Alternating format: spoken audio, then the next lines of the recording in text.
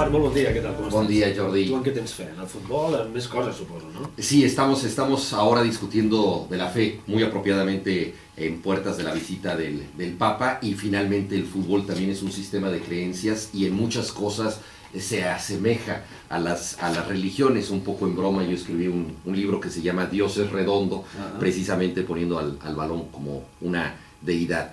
Y efectivamente en el fútbol nosotros creemos muchas veces contra la evidencia, esperamos milagros, tenemos una balanza entre el bien y el mal, hay infiernos posibles como por ejemplo, bajar a segunda división, bajar a la Serie B, hay diablos que de pronto aparecen, muchas veces vestidos de negros, en la figura del árbitro, pero en el fútbol no hay más allá. Las cosas duran 90 minutos, duran lo que dura una liga y luego volvemos a la realidad de los hombres. ¿En qué creer y por qué creer? Muchas veces se cree contra la evidencia, no se necesita tener una constancia, no se necesita que las cosas en las que creemos se estén realizando en nuestro momento, y sin embargo, como ya se comentaba ahora a propósito del comentario de Lluís Busquets, necesitamos nosotros creer como un motor para hacer las cosas, para seguir adelante, aun y cuando todavía no tengamos verificación.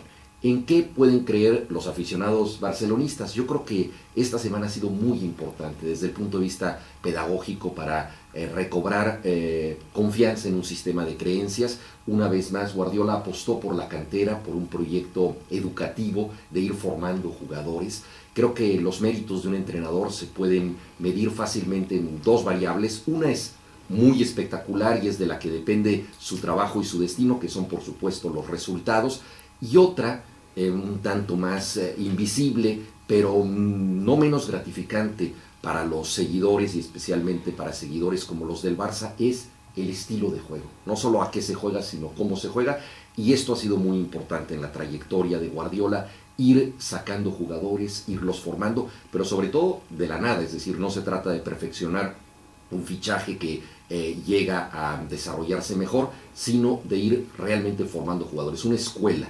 Y en ese sentido fue muy importante el partido contra el Ceuta porque apostó por nuevos canteranos, teniendo ya muchos, y prosiguiendo este cometido de ir formando un equipo con éxito. Por otra parte, Mourinho apostó por el resultado, se mostró contento y creo que estaba genuinamente contento con un magro empate que no parecía muy satisfactorio para los aficionados, pero este empate le da la posibilidad en el partido de vuelta de pasar a la siguiente ronda, y él lo que quiere es el resultado. Entonces estas dos concepciones del mundo hablan también de dos sistemas de creencias y de dos maneras de tener fe en el juego.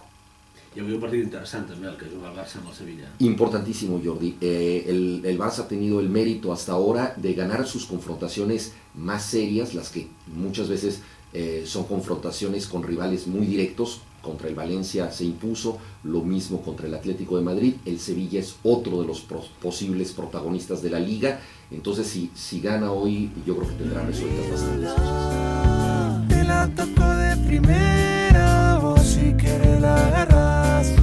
Cada jugada que sueño se hace realidad, o pareciera algo casual.